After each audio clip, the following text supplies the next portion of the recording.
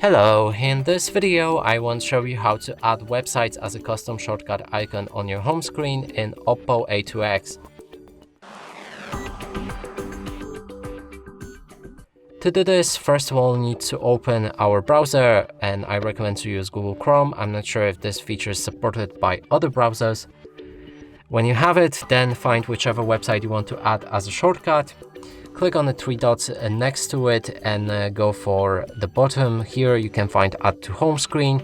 Rename your icon however you like and click on Add.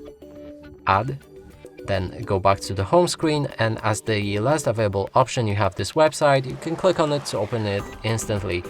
And that's it for this video. Hope you like it. Please consider subscribing to our channel, leave a like and a comment below.